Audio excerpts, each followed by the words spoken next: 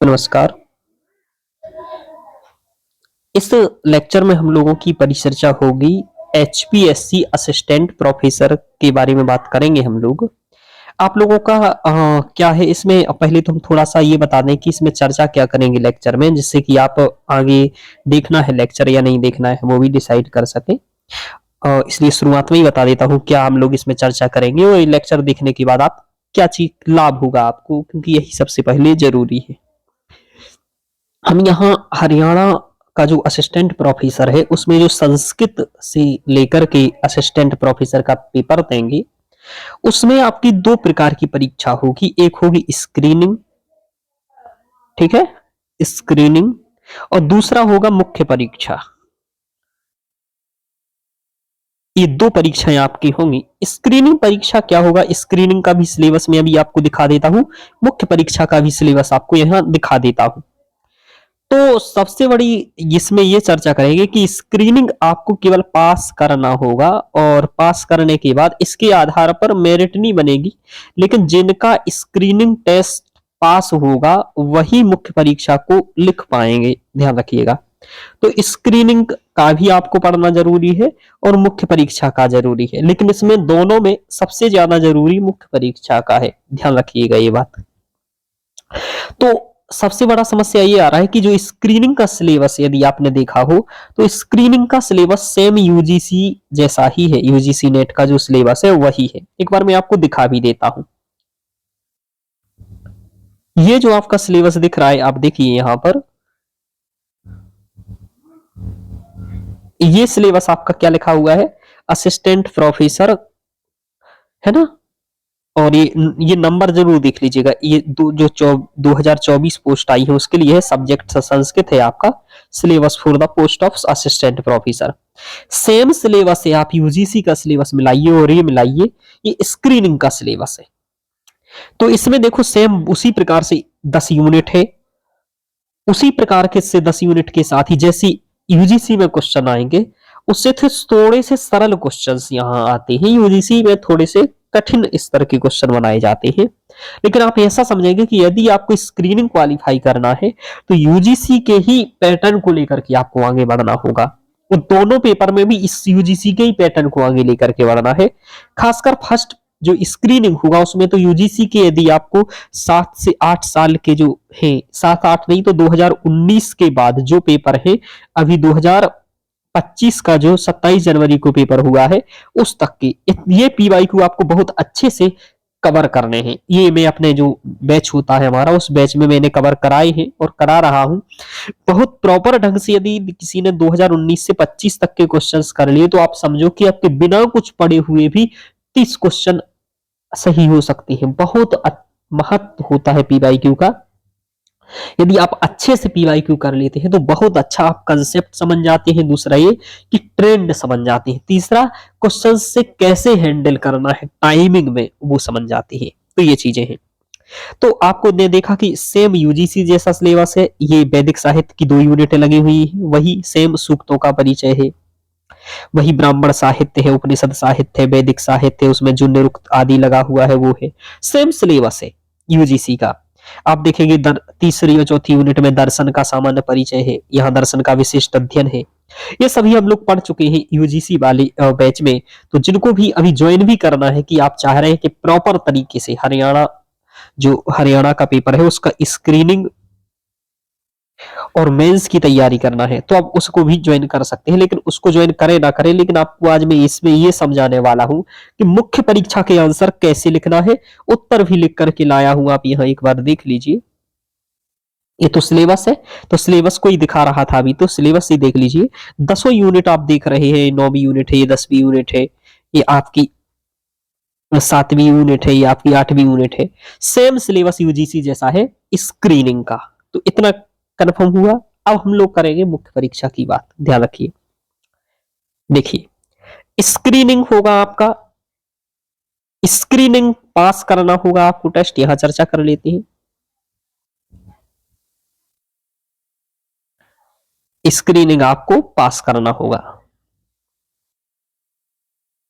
इसमें क्वेश्चंस कैसे रहेंगे, तो जैसे यूजीसी नेट के रहते हैं, आप वही मान करके चल सकते हैं कि ज्यादा से ज्यादा कठिन करेगा तो यूजीसी नेट, लेकिन मैं आपको बताऊं इससे थोड़ा सा कम स्तर रहता है, इसके क्वेश्चनों से थोड़ा सा कम स्तर रहता है इसका। तो ये होगा। अब इसमें तो चयन होना आसान है, चूंकि आपने यूजीसी पहले पढ़ा है, नेट क्वालिफाई किया है, तभी आप हरियाणा असिस्टेंट प्रोफेसर दे रहे हैं। तो यानी कि यदि जिसने नेट क्वालिफाई किया है और ठीक से यदि वो ढंग से रिवीजन कर ले बहुत अच्छे से, और जिसका जेआरएफ है, तो उसका पहला पेपर तो निकल जाएगा। लेकिन दिक्कत आएगी सेकंड पेपर में, जो मुख्य परीक्षा है, क्योंकि जितने विद्यार्थी ये दे रहे होंगे उससे जैसे 4 गुने विद्यार्थी दे रहे हैं, 4 विद्यार्थी स्क्रीनिंग देंगे, तो उसमें से एक विद्यार्थी को मेंस के लिए लिया जाएगा। यानी कि आप ऐसा समझिए यदि 400 विद्यार्थी दे रहे हैं तो 100 को मेंस दिलाया जाएगा, इस तरीके से होगा।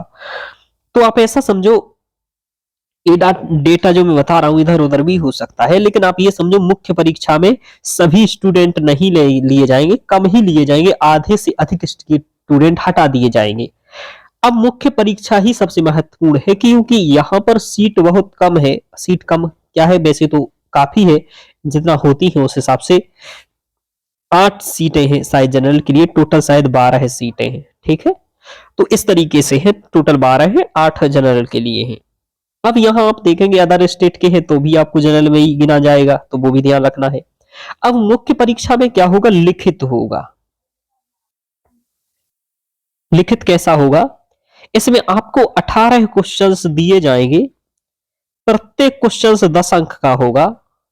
लेकिन आपको ध्यान रखना है 18 ही आपको अटेम्प्ट नहीं करने होंगे, आपको करने होंगे 15 अटेम्प्ट, यानी कि 15 क्वेश्चन 10-10 नंबर के होंगे, यानी कि 150 नंबर का आपकी मुख्य परीक्षा होगी।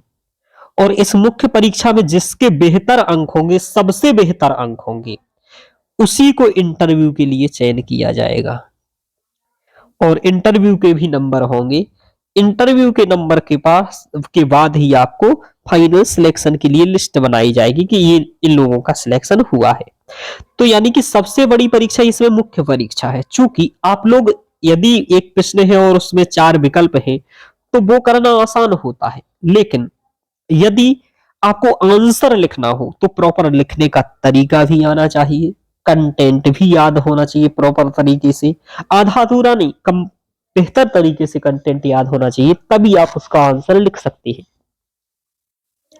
आप यहां देख रहे हैं ये जो पेपर है ये HPSC TGT का है,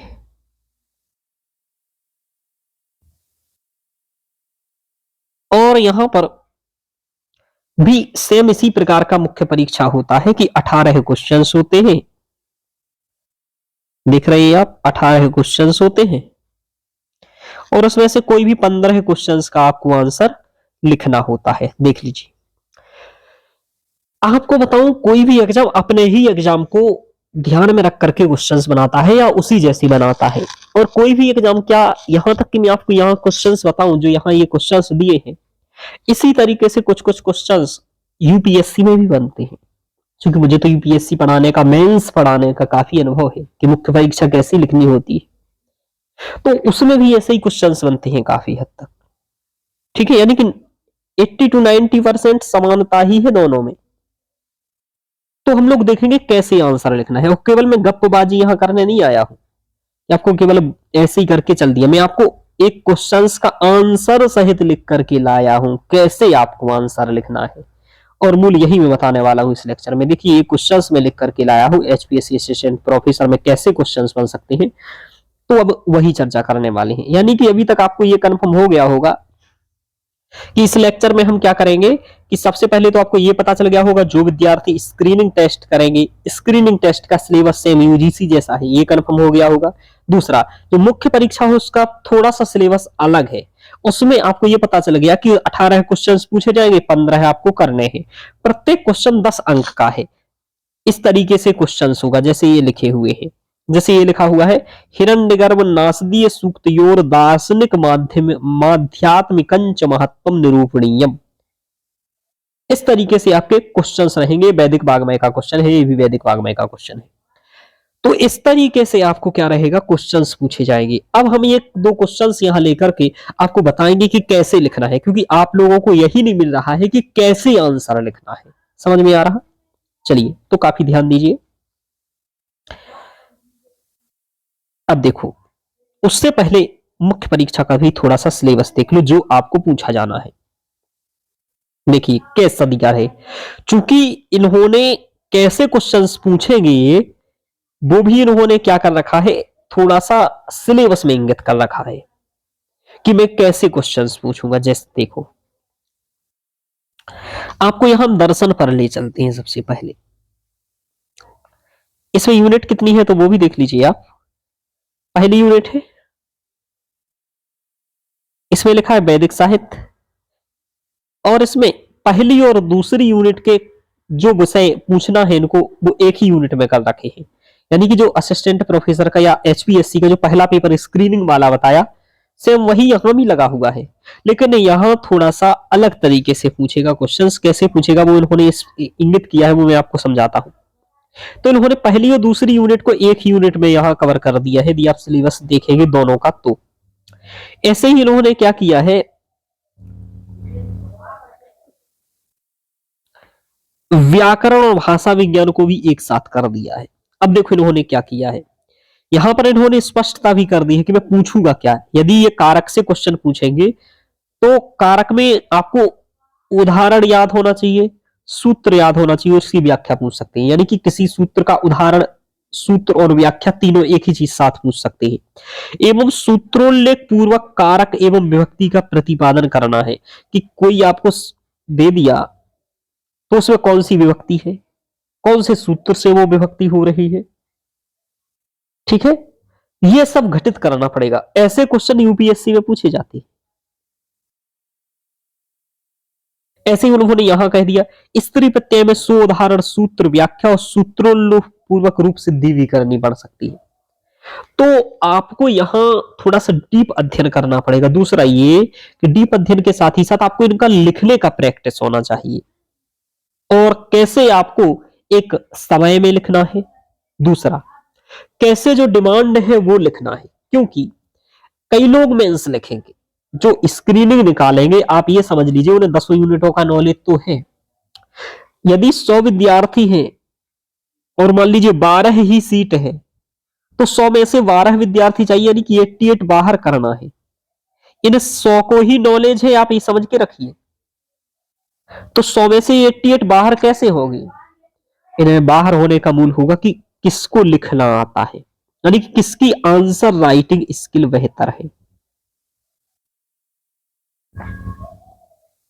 केवल आंसर राइटिंग स्किल बेहतर नहीं चाहिए, किसकी कंटेंट पर पकड़ है, यानी कि याद है, किसकी प्रेजेंटेशन स्किल अच्छी है।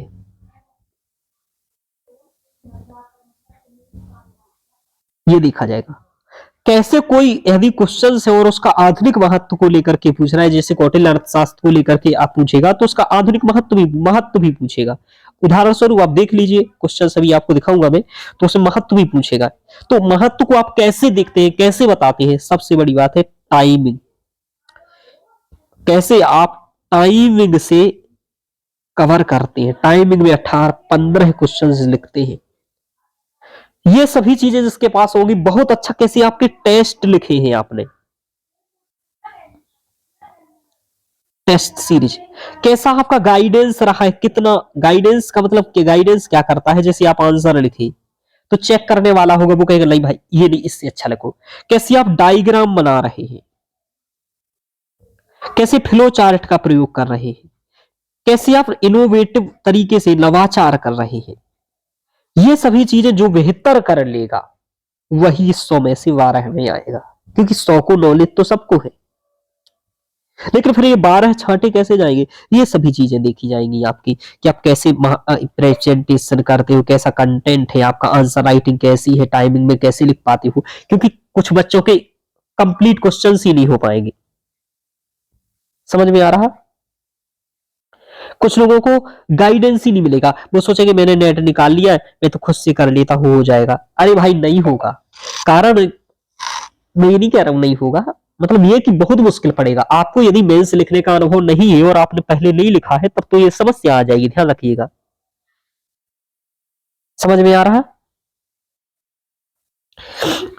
नवाचार क्या होता है कि आप कैसे थोड़ा सा दूसरों से अलग करते हैं, ये सब चीजें होती हैं।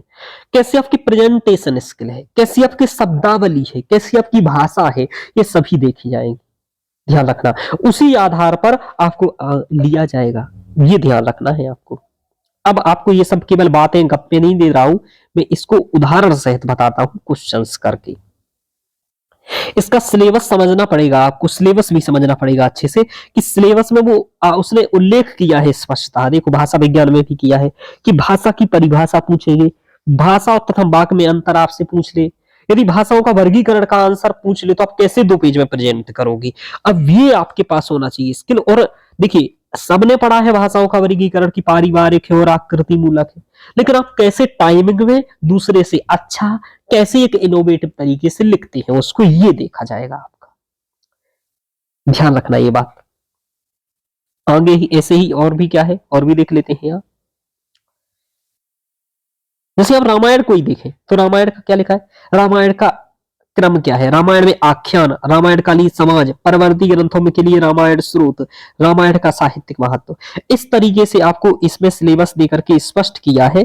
तो आपको इस सिलेबस के देखिए यहाँ 4 यूनिटें आपको दिख रही है, तीसरी चौथी यूनिट। चौथी यूनिट में साहित्य को कंप्लीट कर दिया, तीसरे में दर्शन को कर दिया, दूसरे में व्याकरण और भाषा विज्ञान को कर दिया, और पहले में वैदिक वाग्मय को कर दिया। ये मेंस का सिलेबस है आपका। तो जिसको भी सिलेबस भी चाहिए वो मेरे टेलीग्राम लिंक से ज्वाइन हो जाइएगा ग्रुप में।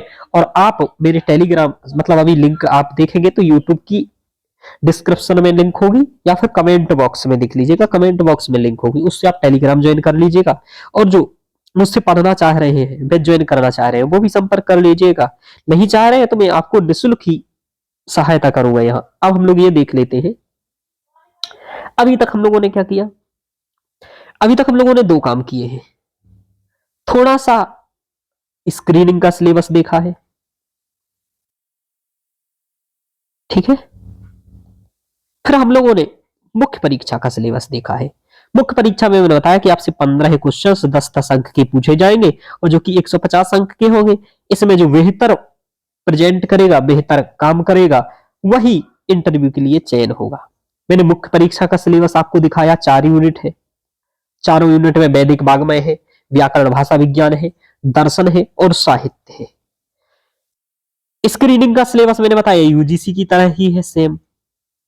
अब आपको मुख्य परीक्षा में जो क्वेश्चंस लिखने हैं वो उसके आंसर्स कैसे फ्रेम करने हैं, दूसरा क्वेश्चंस किस तरीके से पूछे जाएंगे, वो ये 2 चीजें देखनी है। इसी की चर्चा करते हैं आगे।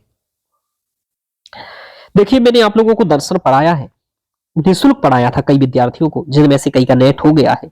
तो सामान्य सी बात है कि यदि आपका नेट हो गया है तो आप मेंस लिखेंगे, एचपीएससी का देंगे, क्योंकि उसमें तो नेट ही जिसका क्वालिफाई है वही देगा।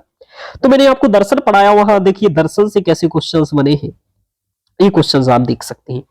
यहां 3 क्वेश्चंस दर्शन के दिख रहे हैं मूलतः, ठीक है। वैदिक वाग्मय के 4 क्वेश्चंस दिख रहे हैं,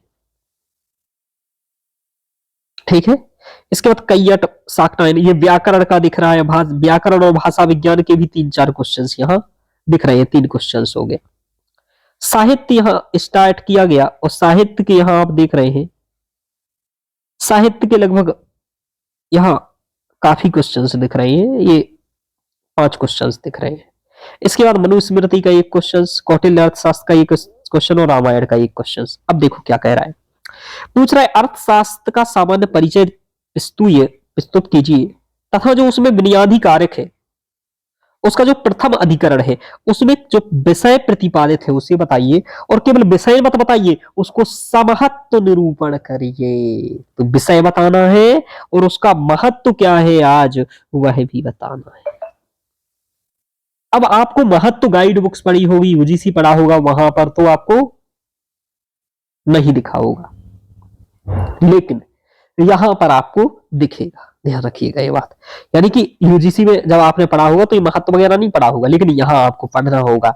ये यूपीएससी में पढ़ाते हैं, यूपीएससी में भी काफी प्रकार का क्वेश्चन आता है, वहां इस तरीके से नहीं, थोड़ा सा अलग आता है। अब जैसे ये देखो 18वें नंबर का, रामायण महाभारत कालीन समाज योग किमासीत साम्यम व सम्यम, यानी कि रामायण कालीन समाज और महाभारत कालीन समाज की तुलना करने को पूछ रहा है कि क्या दोनों में समानता थी, समानता यानी कि साम्यम, और क्या असमानता थी, दोनों पूछ रहा है।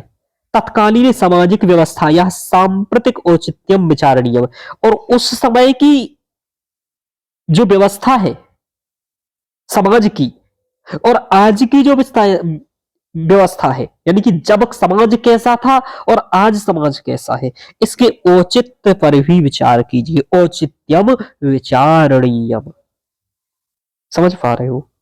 अब इसमें बहुत सारा पूछ लिया। अब ऐसे क्वेश्चंस को आपको 10 नंबर के लिए लिखना है, 2 से 2.5 पेज में लिखना है।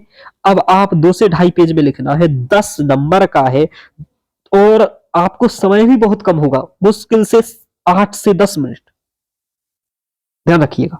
अब आप कैसे 8-10 मिनट में ये आंसर लिखेंगे, वहां तो विचार कर नहीं पाएंगे।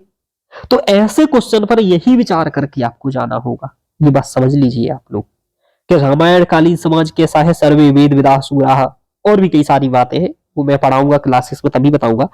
और आज का समाज कैसा है, इन दोनों का तुलना करके हुए बताना पड़ेगा। अब ऐसा ना आपने यूजीसी में पढ़ा है गाइड बुक से, और ना ही किसी यूजीसी वाले टीचरों ने पढ़ाया होगा, क्योंकि मैंने पढ़ा है यूजीसी वाले टीचरों से, कई बैच खरीदे हैं और देख लिया है कैसा पढ़ाते हैं।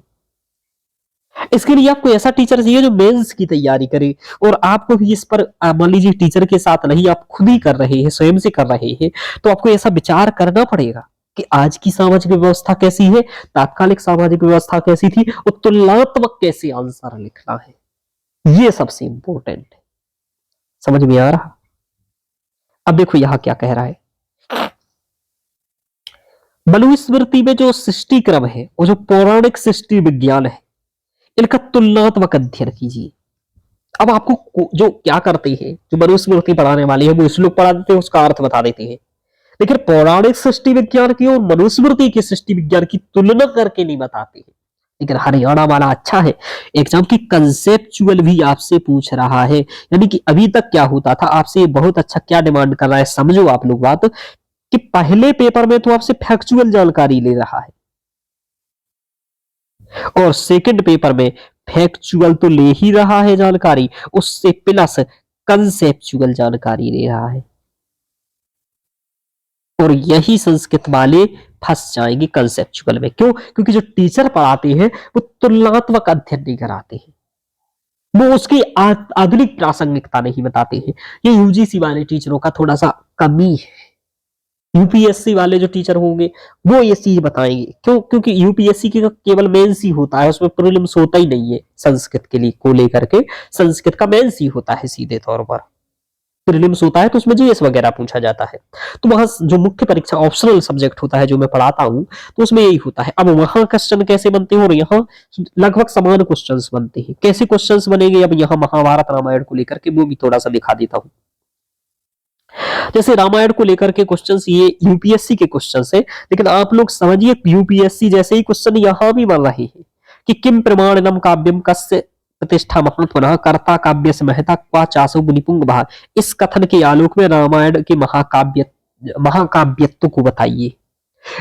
और पूछ रहा है कि वाल्मीकि रामायण वर्णितम मर्यादा पुरुषोत्तमस्य रामस्य कथा किम सर्वै हिंदू जैन बौद्ध समान रूपेण स्वीकृता। कह रहा है कि वाल्मीकि रामायण में जो मर्यादा पुरुषोत्तम श्री राम की कथा बताई गई है, तो कैसे हिंदुओं ने भी उसको स्वीकार किया, जैनों ने भी स्वीकार किया और बौद्धों ने भी स्वीकार किया। जब आप ग्रंथ देखेंगे तो कई जैन ग्रंथ भी हैं जो राम को लेकर के, राम के चरित्र को लेकर के लिखे गए हैं, बौद्ध ग्रंथ भी लिखे गए हैं, और हिंदू ग्रंथ तो लिखे ही गए हैं जैसे रामचरितमानस आदि। तो उन ग्रंथों का उदाहरण सहित यहाँ बात करनी है। और ऐसा क्यों रहा कि उस समय इतना धर्मनिरपेक्ष समाज रहा, इतना ज्यादा वो सोचा नहीं है। समझ में आ रहा? ये बात आपको ध्यान देनी पड़ेगी। समझ में आ रहा? तो ये ध्यान देना है।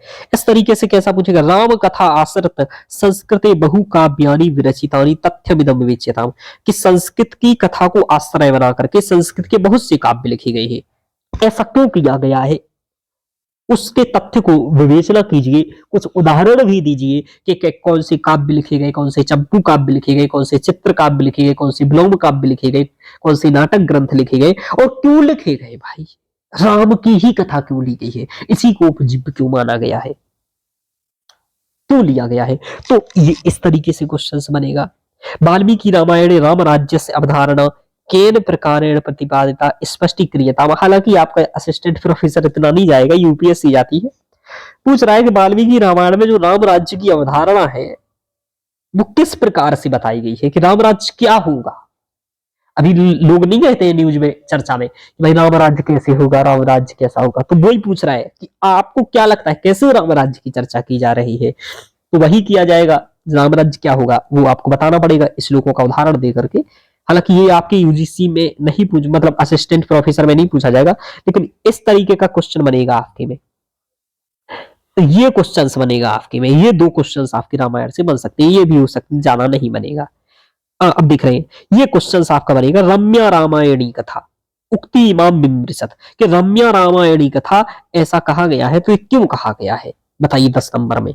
रामायणस्य उपजीव्यता विवेचनीय, रामायण को उपजीव्य काव्य क्यों कहा गया और क्यों नहीं कहा गया, इसकी उपजीव्यता भी कैसे है वो भी स्पष्ट करिए। तो ये क्वेश्चंस रामायण से बनेंगे। ऐसे महाभारत से भी क्वेश्चंस बनेंगे। तो जब मैं पढ़ाऊंगा आप लोगों को ये मुख्य परीक्षा का, तो एक एक क्वेश्चंस पर, जैसे पहले तो इसकी फैक्चुअल जानकारी दूंगा आपको, फैक्चुअल जानकारी के साथ ही साथ इसमें जो इसकी कंसेप्चुअल जानकारी होगी, उसके आंसर कैसे लिखने हैं वो भी मैं लिख करके दूंगा आपको, और आपको लिखना सिखाऊंगा। आपकी आंसर चेक करूंगा, आपको इनोवेटिव कैसे बनाना है, डायग्राम कैसे यूज करना है, इन सब पर भी चर्चा करूंगा। जो भी आप में से स्टूडेंट चाहते हैं वो ज्वाइन कर सकते हैं, लेकिन उससे पहले हम आपको उत्तर लिखना बता दें, क्योंकि सभी विद्यार्थी ज्वाइन नहीं भी कर सकते हैं। तो आप लोग क्या करिएगा, आप जिस क्वेश्चन पर चर्चा करना चाहते हैं या कुछ भी चाहते हैं तो मुझे आप कमेंट में बताइएगा। तो जो नहीं भी मेरा बैच ज्वाइन करेंगे उनके लिए भी मैं यहाँ कुछ हेल्प कर दूंगा। मैंने दर्शन पढ़ाया है तो दर्शन के क्वेश्चन की बात कर लेते हैं। जैसे ये लिखा हुआ है ईश्वर, 7वें नंबर के क्वेश्चन की हम लोग बात करेंगे कि इसका आंसर कैसे लिखेंगे, इनोवेटिव अच्छा सा आंसर कैसे लिखा जा सकता है, क्या हो सकता है एक अच्छा मॉडल आंसर। देखिए आप लोग मेरे से अच्छा भी आंसर लिख सकते हैं, और ठीक है, लेकिन एक सामान्य लेवल का आंसर क्या होगा कि जो लिखना ही चाहिए बेहतर अंक के लिए। 10 में से यदि आपको 7 से 8 अंक चाहिए तो कैसा आंसर लिखना पड़ेगा। 8 अंक हो सकता है 9 अंक भी दे दे, तो 7, 8, 9 अंक के बीच ये तो उसके ऊपर निर्भर है कि भाई वो क्या देगा। कर्मण्येवाधिकारस्ते मा फलेषु कदाचन की बात है कि हम तो बेहतर लिख सकते हैं, नंबर क्या देगा ये तो वो देख लेगा, हम लोगों को अपनी तरीके से बेहतर करना है। तो मैं वही बेहतर करने का प्रयास करूंगा कि अपनी तरफ से आप कैसे बेहतर एक आंसर लिख सकते हो। ईश्वर कृष्ण प्रणीताम सांख्य कारिका आश्रित, कि ईश्वर कृष्ण द्वारा लिखी गई जो सांख्य कारिका है उसको आधार बना करके पुरुष और प्रकृति के स्वरूप को बताइए, कि पुरुष और प्रकृति का स्वरूप क्या है, पहला पार्ट क्वेश्चन का। दूसरा कह रहा है सृष्टि क्रम समुल्लेख लिया, और सृष्टि क्रम को भी बताइए, तो दूसरा सृष्टि क्रम को पूछ रहा है। इस तरीके से 2 पार्ट है इसमें। एक तो फर्स्ट पार्ट है जिसमें पूछ रहा है पुरुष और प्रकृति के स्वरूप को बताइए, द्वितीय पार्ट है जिसमें पूछ रहा है सृष्टि के क्रम को बताइए। तो जो आंसर लिखने की मुख्य बॉडी होगी या मेन बॉडी होगी, उसमें 2 चीजें पूछ रहा है। एक तो पूछ रहा है प्रकृति व पुरुष का स्वरूप, समझना बात, स्वरूप क्या होता है। दूसरा पूछ रहा है सृष्टि क्रम, 10 अंक में लिखना है। अब आपको ये 2 चीजें तो लिखनी ही है, इसके तो नंबर मिलेंगे ही।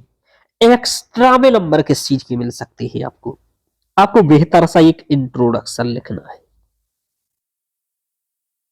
और एक बेहतर सा आपको निष्कर्ष लिखना है, कंक्लूजन कहते हैं इसको, और बेहतर से इंट्रोडक्शन लिखना है, यानी कि उसका परिचय देना है, आरंभ करने से पहले थोड़ा सा जानकारी देना है। ये 4 चीजें आपको इस समय करनी है। यानी कि कोई भी क्वेश्चन होगा आपका 10 अंक का, तो आपको इंट्रो लिखना है, निष्कर्ष लिखना है, और प्रकृति व पुरुष का स्वरूप, या इस क्वेश्चन की अकॉर्डिंग बात करें तो वो तो लिखना ही है। इसको कहा जाता है मेन बॉडी। इसको तो आपको कर लिखना ही है। एक्स्ट्रा नंबर पाने के लिए आपको ये भी लिखना है और ये भी लिखना है। अब वो क्वेश्चन ये आएगा कि सर यदि ये तीन चीजें लिखनी है तो हम किसको कितनी शब्द सीमा दें और कितनी शब्द सीमा में कोई आंसर लिखना होगा। पहले ये बात समझ लीजिए, फिर मैं आपको जो उस क्वेश्चन का आंसर आया है लिखा है वो आंसर भी समझाने वाला हूं। देखिए धैर्य बनाना पड़ेगा, धैर्य से ही जीता जा सकता है। कछुए वाली कहानी सुनी होगी आपने। आप लोग चाहते हैं कि जल्दी जल्दी आए और सर फालतू का बता के चले जाए, तो वो मेरे बस की बात नहीं है। वो उस टाइप का आप टीचर ढूंढ लीजिए, है ना। हम यूपीएससी वाले हैं, धैर्य से पढ़ते हैं और धैर्य से ही मैराथन में आपकी जीत होती है। जल्दी जल्दी में कुछ नहीं होता है ना। माया मिली ना नाम वाली होती है, आदि छोड़ पूरी को धावे, आदि मिले ना पूरी पावे। चलिए, तो अब आपको जो इंट्रो लिखना है या निष्कर्ष लिखना है या प्रकृति व पुरुष लिखना है या सृष्टि क्रम लिखना है, तो कितने शब्द का लिखना है। यानी कि 10 अंक का क्वेश्चन आपको कितने शब्द का लिखना है सर, कितने पेज का लिखना है। तो मैं आपको बताऊं, कम से कम आपको इसमें 2 पेज होने चाहिए कम से कम, और ज्यादा से ज्यादा 2.5 पेज। इतने से ज्यादा नहीं करना है आपको, कम से कम 2 पेज या 2.5 पेज लिखना है। ये शब्द सीमा आपके शब्दों पर निर्भर करेगा। कुछ लोग क्या करते हैं, 2 पेज में भी 200 शब्द लिख देते हैं और कुछ लोग 2.5 पेज में 200 शब्द लिखते हैं। तो आपको यहां जो शब्द सीमा रखनी है वो शब्द सीमा रखनी है 150 से कम 150 और ज्यादा से ज्यादा 200, और इसके बीच में भी जा सकती है शब्द सीमा। मतलब मैं कहूंगा आप 180 रखिए सभी क्वेश्चंस में शब्द सीमा, और 180 में बहुत अच्छा कंटेंट देने का प्रयास करिए। यानी कि कम से कम 150, मिनिमम ये हो गया, मैक्सिमम 200 कर दीजिए, और एवरेज आप 180 शब्द लिखिए प्रत्येक 10 अंक के क्वेश्चन में। अब 180 लिखने पड़ेंगे तो कैसे क्या करोगे आप। आपको 180 शब्द में से मैं आपसे कहूंगा कि 30 शब्द कम से कम,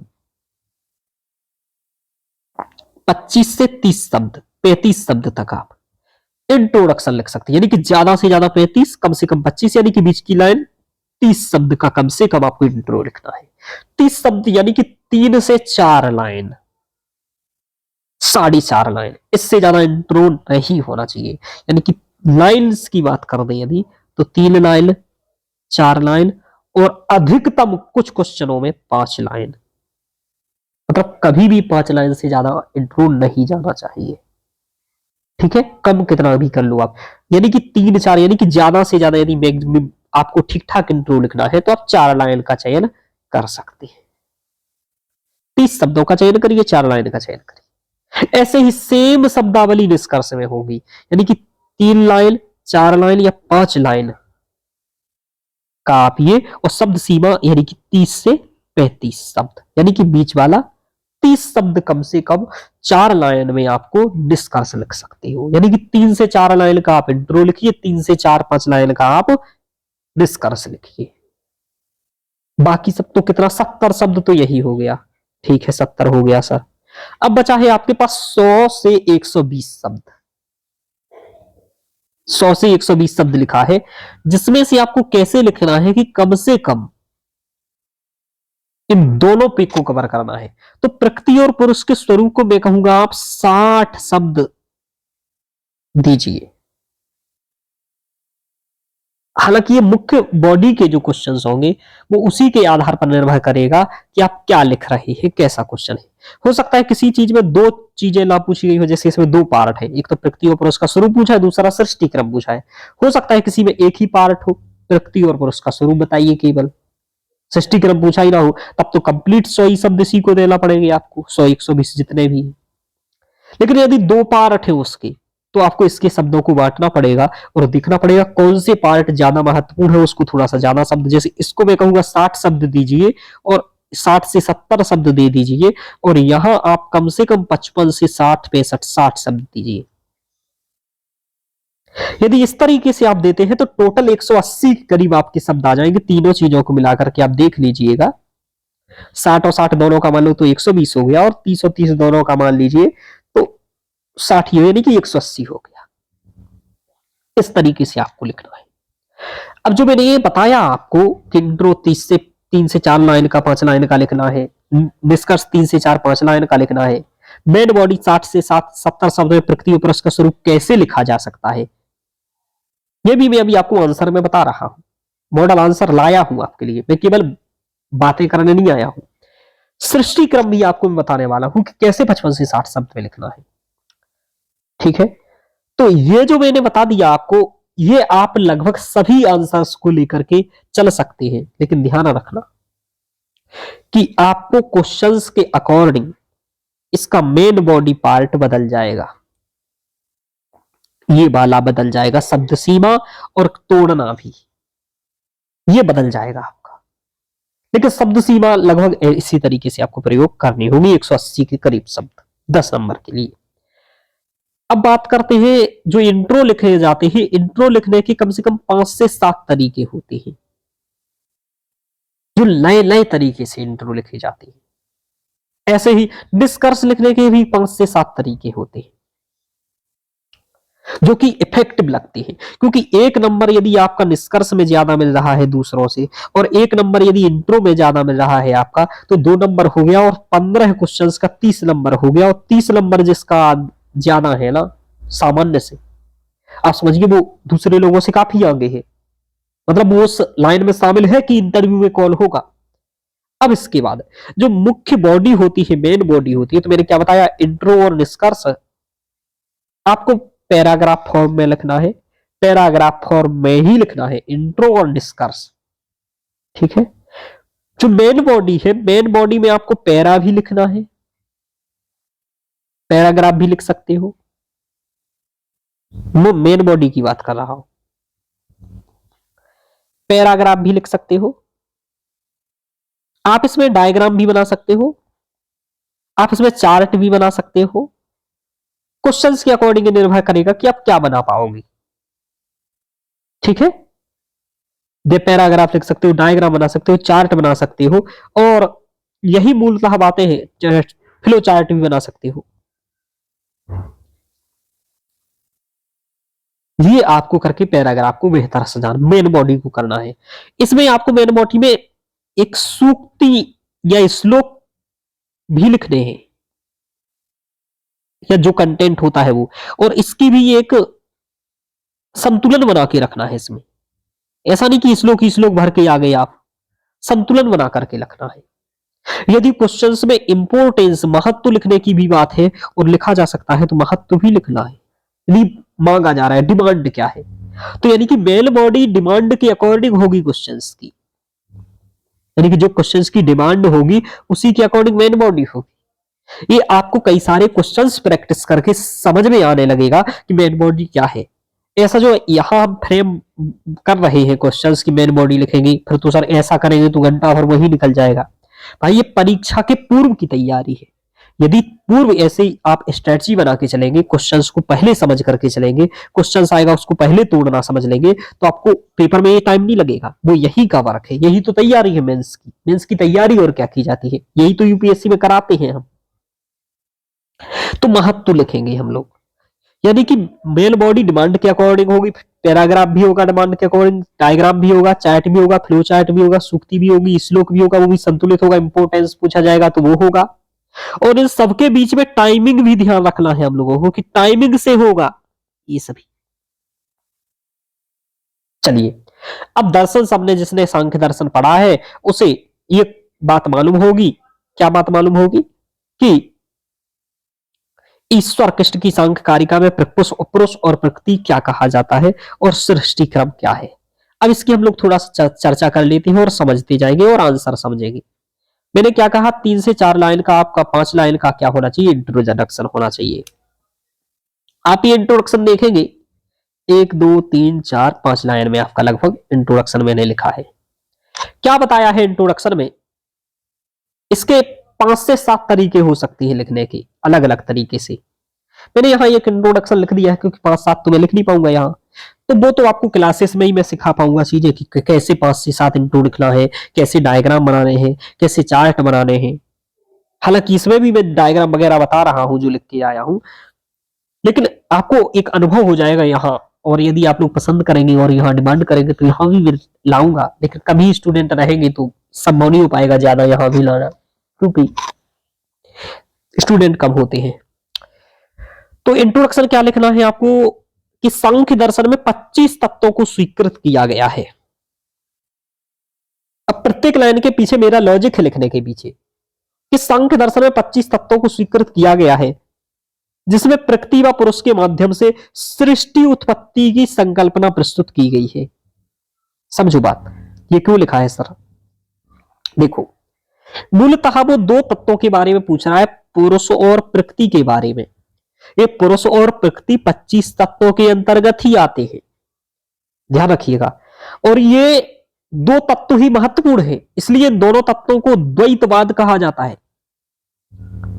इसलिए दर्शन का नाम द्वैतवादी दर्शन रखा गया है, क्योंकि पुरुष और प्रकृति का सांख्य दर्शन में विशेष महत्व है। यानी कि 25 तत्वों में यदि दो तत्व चाहिए इंपोर्टेंट, तो कौन से? तो पुरुष और प्रकृति, यानी कि सबसे इंपोर्टेंट विशेष तत्व पुरुष और प्रकृति ही है। अब दो तत्व है तो ये करते क्या है, क्यों है ये दो तत्व, किसके आधार पर इनकी इंपोर्टेंस मानी गई है? तो चूंकि इन्होंने सृष्टि उत्पत्ति की संकल्पना की व्याख्या की है। यानी कि दर्शन का मूल क्या था? दर्शन क्या करना चाहता है? यथार्थ सत्य की खोज करना चाहता है। ईश्वर है या नहीं है, तो सांख्य ईश्वर को मानते ही नहीं है। सृष्टि कैसे बनी, संसार कैसे बना, ये मूल क्वेश्चन से। तो उस मूल क्वेश्चंस का जो वैज्ञानिक परक आंसर हो सकता है, साइंटिफिक आंसर हो सकता है, वही ये प्रकृति और पुरुष के माध्यम से बताना चाहता है। यानी कि इस दर्शन का उद्देश्य क्या है? सृष्टि उत्पत्ति की संकल्पना प्रदान करना। उसमें सबसे महत्वपूर्ण भूमिका कौन से तत्व निभा रहे हैं? पुरुष और प्रकृति। इस तरीके से आपको इंपोर्टेंस से इंट्रोडक्शन लिखना है और कुछ सूचना भी देनी है। यानी कि एक इंट्रोडक्शन आप इंपोर्टेंस से लिख सकते हो, एक आप तथ्यपरक या सूचनात्मक जानकारी से लिख सकते हो। ऐसे 5-7 तरीके हैं, वो भी सिखाऊंगा मैं। यहां मैंने इंपोर्टेंस और कुछ जानकारी दोनों का सम्मिश्रित करके इंट्रो दिया है, क्योंकि यही इसकी डिमांड थी। तो पुरुष और प्रकृति के स्वरूप को तो मैंने बताया कि सांख्य में 25 तत्वों को स्वीकृत किया गया है। मैंने एक तथ्य दिया, बताया है इसको। फिर बताया कि जिसमें प्रकृति व पुरुष के माध्यम से सृष्टि उत्पत्ति की संकल्पना भी प्रस्तुत की गई है। ये मैंने इंपोर्टेंस बता दिया इसका कि क्यों क्या किया गया है, दो तत्व क्या करते, तथा दो तत्वों की विशेष भूमिका के कारण ही द्वैतवादी दर्शन भी कहा गया है, जिनका स्वरूप अधोवत है, नीचे लिखा हुआ है। अब देखो कैसे दो लाइन में महत्वपूर्ण जानकारी देने के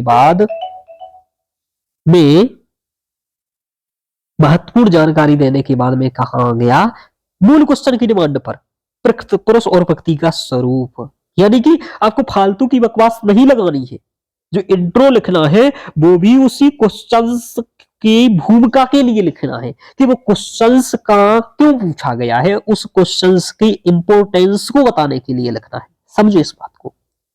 क्वेश्चंस के आगे जो पुरुष का स्वरूप और प्रकृति पूछा गया है, उसकी भूमिका बनाने के लिए ही इंट्रोडक्शन दिया है, और भूमिका बनाने के साथ ही साथ वो क्यों पूछा गया क्वेश्चन, इंपोर्टेंस बताने के लिए गया।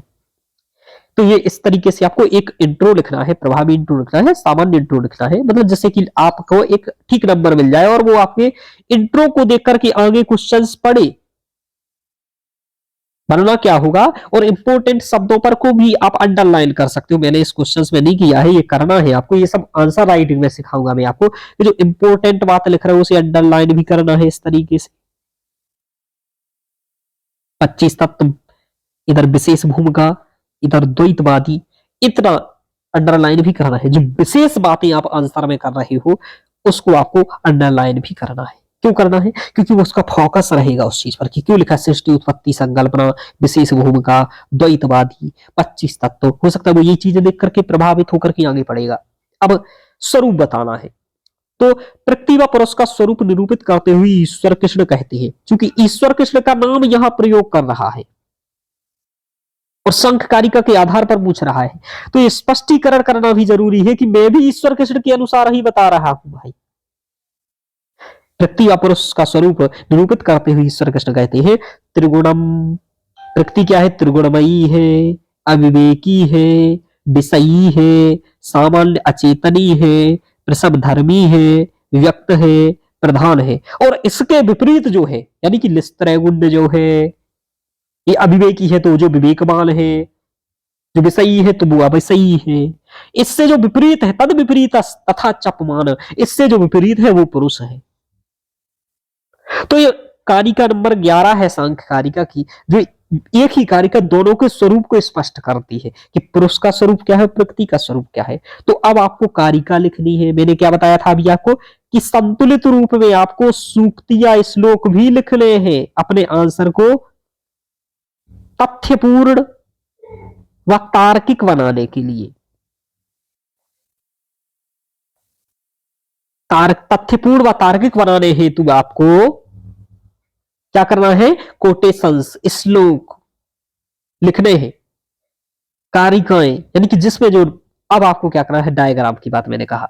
अब ये तो आपने श्लोक बना दिया, कोई व्यक्ति और होगा तो एक और श्लोक लिख देगा इसके नीचे, लेकिन नहीं, ज्यादा नहीं करना है। अब आपको प्रभावित करना है, तो आप एक डायग्राम बना करके उसको स्वरूप को बताइए कि प्रकृति त्रिगुणमयी है, प्रसव धर्मी है, मूल कारण है जगत का, विषयी है, अविवेकी है। यहाँ पुरुष की भी बताइए कि ये चेतन है, निस्त्रैगुण्य है। ये लिखा था मैंने भोक्ता स्वरूप है, यानी कि भोक्ता है, यानी कि संसार का भोग कौन करता है? तो पुरुष करता है। ये ज्ञाता है, ये कैवल्य का अधिकारी है, ये नित्य है और बहुत है, यानी कि नित्य है, परमानेंट है, और बहुत यानी कि अनेक रूप है इसके। एक बहुत बड़ी बात कि गुणवत अभेद है और संख्यावत भेद है पुरुष में, यानी कि इसमें आत्मा को बहुत तो स्वीकार किया गया है कि प्रत्येक व्यक्ति में एक अलग अलग आत्मा है। तो जो आत्मा जिस तत्व से बनी है वो तो अभेद है उसमें, यानी कि सब में, सभी की आत्मा में एक ही गुण है, चैतन्य स्वरूप, यानी कि सभी की आत्मा गुणवत तो एक है लेकिन संख्यावत भेद है। समझो, जैसे आपकी आत्मा भिन्न है संख्या में, मेरी आत्मा भिन्न है, दूसरे की आत्मा भिन्न है, लेकिन आपकी आत्मा में जो चैतन्य है वो मेरी आत्मा भी चैतन्य है। यानी कि इसका मानना है दर्शन का कि जो पुरुष है वो गुणवत अभेद है और संख्यावत भेद है। ये सब बातें मैं आपको वहां लेक्चर में पढ़ा चुका हूं। कहां पर पढ़ा चुका हूं? वहां जब मैं आपको पढ़ाता हूं, वो क्या नाम, दर्शन पढ़ाया मैंने आपको, तो दर्शन में ये सब बातें पढ़ा चुकी है, इसलिए मैं ज्यादा समझाने पर बल नहीं दे रहा हूं। बस ये अपेक्षा रखता हूं कि आप लोग इस दर्शन की ये बातें जानते होंगे जो मैं बता रहा हूं। बस मैं आंसर कैसे लिखना है वो बता रहा हूं, क्योंकि मैं जब दर्शन पढ़ाता हूं या मैं कोई भी चीज पढ़ाऊं तो मैं कंसेप्चुअल क्लियरिटी के साथ ही स्टार्ट करता हूं, फैक्चुअल के साथ। ये ध्यान रखना आप लोग, आपने देखा ही है, पढ़ा ही, मुझसे तो मालूम ही होगा आपको ये बात। अब देखो, आपको 50 से, मैंने कहा था 60 से 65 शब्द में आपका इंट्रोडक्शन हो जाना चाहिए। गिनवा तो बताइए, शब्द गिनवा भी दूं आपको, गिन लीजिए, लिख देखिए, 1 2 3 4 5 6 7 8 9 10 11 12 13 14 15 16 17 18 19 20 21 22 23 24 25 26 27 28 29 30 31 32 33 34 35 36 37 38। तो इस तरीके से अब आपको ये देख रहे हो, कम से कम शब्द भी लिखे हो, 38 से 38-40 शब्द ही लिखे हैं मैंने केवल, यानी कि कम शब्दों में कितना अच्छा काम कर दिया, मुख्य बात बता दिया। अब यही आपको करना है कि शब्द भी आप कम लिखो और आपका काम भी हो जाए, नंबर भी मिल जाए। शब्द कम लिखने से क्या होगा? टाइमिंग बचेगा। समझ में आ रहा? ये डायग्राम में नंबर भी मिल जाएगा। तो डायग्राम बनाने से क्या होता है? कम शब्द लिखने पड़ते हैं और नंबर बचते हैं। यानी कि जब पेपर में आपको ये लगे कि समय कम बचा है और पेज भी उतने ही लिखने हैं और नंबर भी उतने ही लाना है, तब आप क्या करिए? टेक्निक अपनाइए, डायग्राम का प्रयोग करिए यथासंभव जितना हो सके, मतलब जबरदस्ती नहीं, डिमांड के अकॉर्डिंग। दूसरा, डायग्राम के साथ ही आप शब्दों को थोड़ा सा बड़ा बनाइए। ये सब कई सारे टूल्स होते हैं जो मेंस लिखने के टूल्स होते हैं, वो सब आपको सीखने पड़ेंगे। ये सब आंसर राइटिंग में सिखाए जाएंगे आप लोगों को। अब आपको क्या करना है? अब आपको लिखना है सांख्य के अनुसार सृष्टि क्रम, क्योंकि आपसे सृष्टि क्रम भी पूछा जा रहा है।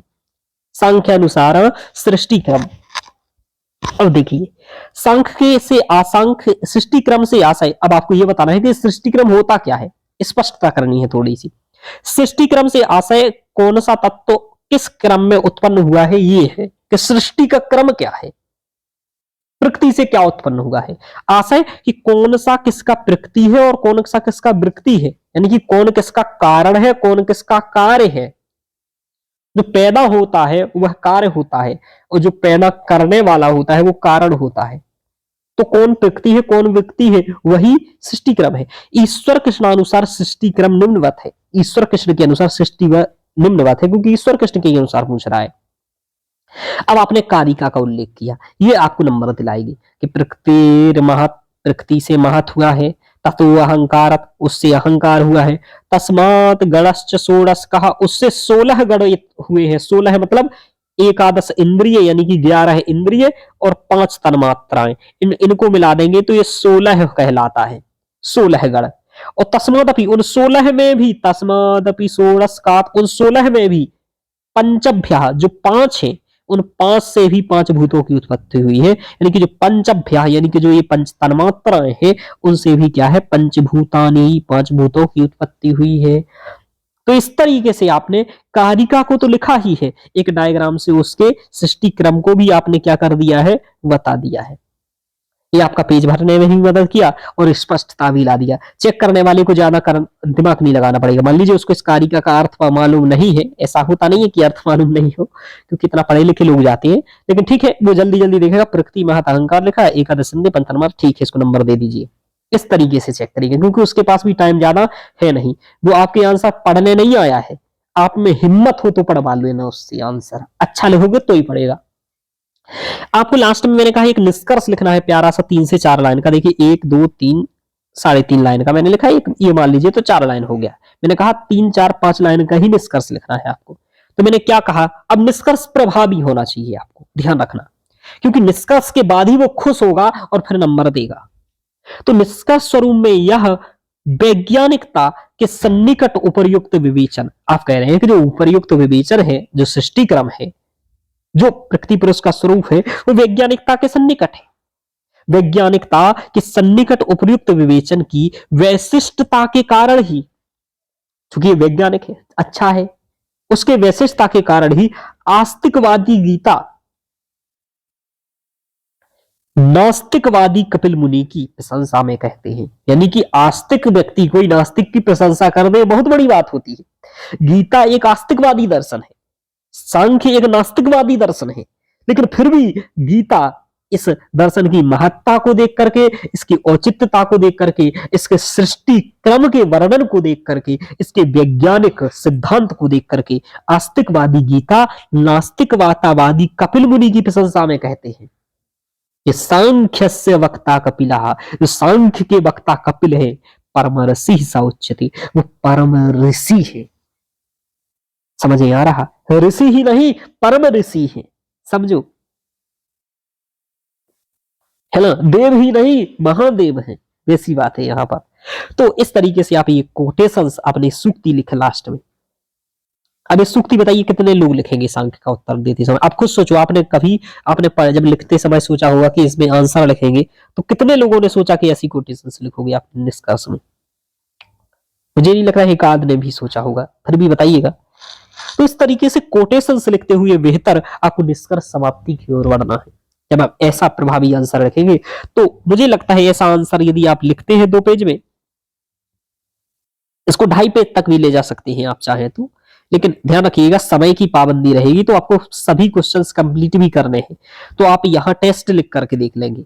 टेस्ट में यदि आप 2.5 पेज लिखने में 15 क्वेश्चन समय के अकॉर्डिंग कंप्लीट कर पा रहे हैं, तब तो पेपर में रिस्क उठाइएगा। और यदि आपको मालूम है कि आप 2 पेज लिख करके ही 15 क्वेश्चन कंप्लीट कर पाएंगे, तो अब 2 पेज में ही बहुत अच्छा कंटेंट लिखिए भाई। समझ में आ रहा, राइटिंग थोड़ी ठीक ठाक रखिए। मेरी राइटिंग तो ठीक नहीं है, लेकिन ठीक है, समझ में आ रहा। तो इस तरीके से मैंने आपको ये पेपर के बारे में बताया, ये बताया। अब जो आप में से बैच ज्वाइन करना चाहते हैं या चाहते हैं कि आप स्क्रीनिंग की और मेंस की दोनों की तैयारी करें और पेपर पर फोकस करना चाहते हैं, तो आप मेरे साथ गाइडेंस ले सकते हैं। थोड़ा सा फीस तो लगेगा, लेकिन हाँ प्रॉपर गाइडेंस रहेगा, आपके आंसर्स चेक करूंगा, आपको कंसेप्चुअल क्लियरिटी करूंगा, जो क्वेश्चंस नहीं आएंगे उन पर बात करेंगे, और आपको सिलेबस भी पढ़ाया जाएगा, ठीक है, टेस्ट भी कराए जाएंगे। तो इस तरीके से होगा। तो अब में से जो विद्यार्थी चाहते हैं वो ज्वाइन भी कर सकते हैं, और दूसरा ज्वाइन नहीं भी करना चाहते हैं तो आप में से कोई चाहते हैं कि कैसा आप इस क्वेश्चंस पर बात करिए या इस तरीके के क्वेश्चंस पर बात करिए, तो यदि आप अच्छी संख्या में स्टूडेंट यूट्यूब पर देखेंगे तो यहाँ भी मैं कुछ क्वेश्चंस आपके डिस्कशन करा दूंगा। कंप्लीट में यहाँ भी नहीं करा पाऊंगा, कारण ये है कि बहुत झूठ में वादा करूंगा नहीं, मैं जो काम करता हूँ बहुत ईमानदारी से करता हूँ। तो आपको जो भी है आप बताइएगा, कुछ क्वेश्चंस जरूर मैं आपके यहाँ डिस्कशन कर दूंगा, तो आप बताइएगा सर ये वाला क्वेश्चंस डिस्कशन कर दीजिए या ये आएगा। इसमें भी अभी आपको कोई डाउट हो कि मेंस में और भी कैसे लिखना है तो वो भी आप मुझसे पूछ सकते हैं कमेंट में। आज के लिए इतना ही, जो भी होगा आप लोग बताइएगा, लाइक करिएगा, सब्सक्राइब करिएगा, अच्छे टीचर को समर्थन करिएगा, जिससे कि अच्छा टीचर भी आगे मेहनत करके और अच्छा कर सके। ओके मित्रों, धन्यवाद।